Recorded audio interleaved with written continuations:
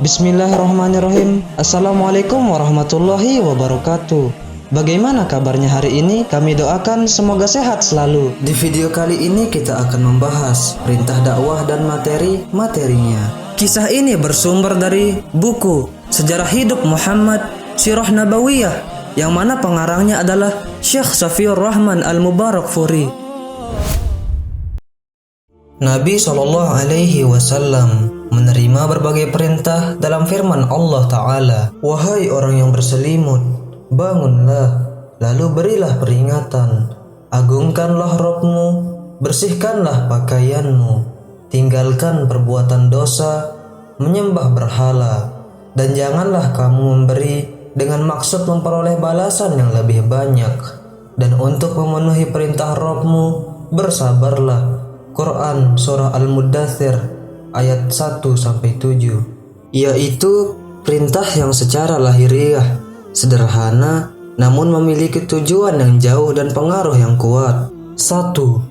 Puncak pemberian peringatan adalah tidak membiarkan seorang pun di antara orang-orang yang berada di alam wujud ini untuk menyalahi keridhaan Allah, yaitu dengan memberikan berbagai peringatan terhadap siksa-siksanya yang mengerikan, sehingga timbul rasa gentar dan kegoncangan dalam hatinya. Kedua, puncak mengagungkan Allah adalah tidak membiarkan seseorang pun di muka bumi ini untuk berbuat kesombongan, yaitu dengan mematahkan kekuatannya, sehingga tidak ada kesombongan dan kebesaran yang tersisa di muka bumi ini selain kebesaran Allah Ta'ala.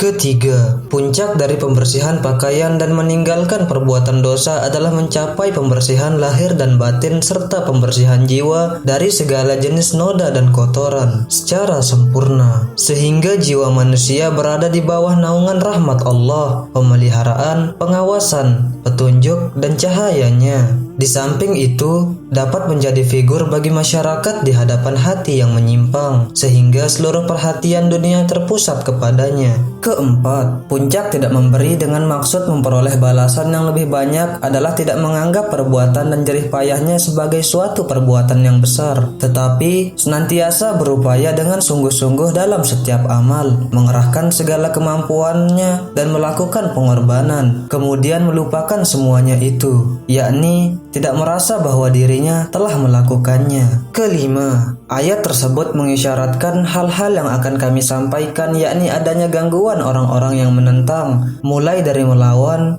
melecehkan, dan memperolok-olok, sampai berusaha untuk membunuh beliau dan para sahabatnya serta membinasakan orang-orang mukmin yang mengikutinya.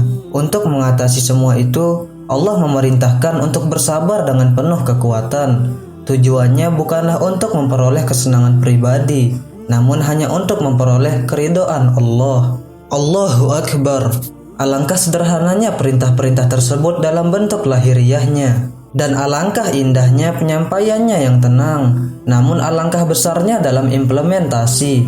Alangkah besar pengaruhnya terhadap badai besar yang menghempas seluruh sisi dunia dan membiarkannya hancur lebur. Ayat tersebut juga mengandung materi-materi dakwah dan tabligh, dan peringatan itu sendiri mengandung konsekuensi bahwa di sana terdapat amal-amal yang memiliki akibat buruk yang ditemui oleh pelakunya. Mengingat apa yang telah diketahui oleh setiap orang bahwa seluruh perbuatan manusia tidak dibalas di dunia. Bahkan bisa jadi seluruh amal perbuatannya tidak memperoleh balasan di dunia. Maka pemberian peringatan mengandung konsekuensi adanya hari pembalasan selain hari-hari di dunia. Itulah yang dinamakan dengan hari kiamat atau hari pembalasan.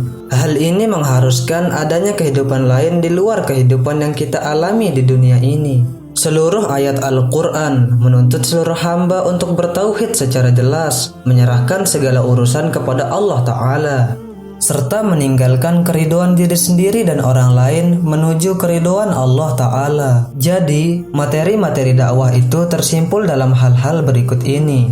Pertama, tauhid. Kedua, iman kepada hari kiamat. Ketiga, pembersihan jiwa dengan menjauhi segala kemungkaran dan kekejian yang menimbulkan akibat buruk, dan dengan melakukan hal-hal yang baik dan utama. Keempat, penyerahan segala urusan kepada Allah Ta'ala. Kelima, semua itu setelah beriman kepada risalah Muhammad SAW dan berada di bawah kepemimpinan dan bimbingannya.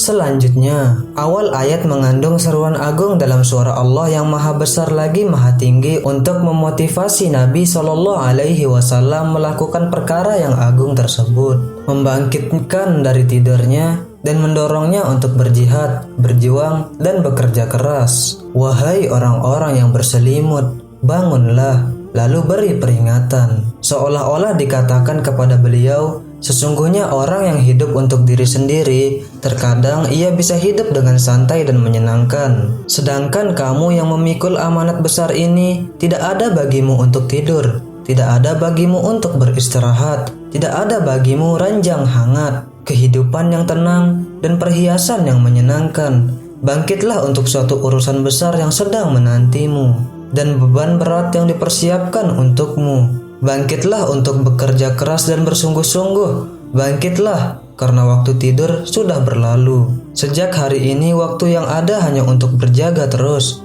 dan melakukan perjuangan yang panjang dan melelahkan. Bangkitlah, serta bersiap-siaplah untuk menyambut urusan ini. Sungguh merupakan ungkapan agung yang menakutkan, membangkitkan beliau dari kehangatan tempat tidur yang ada di dalam rumah yang tenang dan dari pangkuan yang hangat, untuk mendorong beliau terjun dalam samudra luas di tengah-tengah realitas kehidupan manusia yang penuh dengan berbagai goncangan dan terpaan badai. Bangkitlah Rasulullah Shallallahu Alaihi Wasallam. Beliau senantiasa bangkit lebih dari 20 tahun.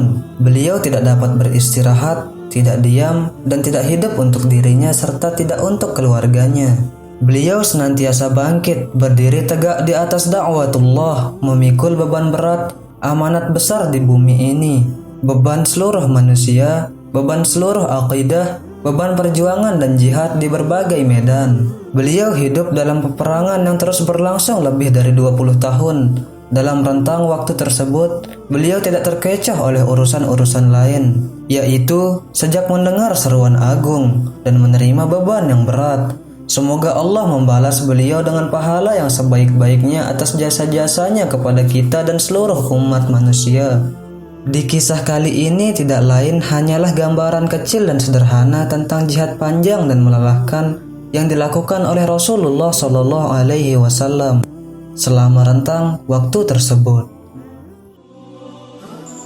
Terima kasih telah menonton video ini. Nantikan video-video selanjutnya. Assalamualaikum warahmatullahi wabarakatuh.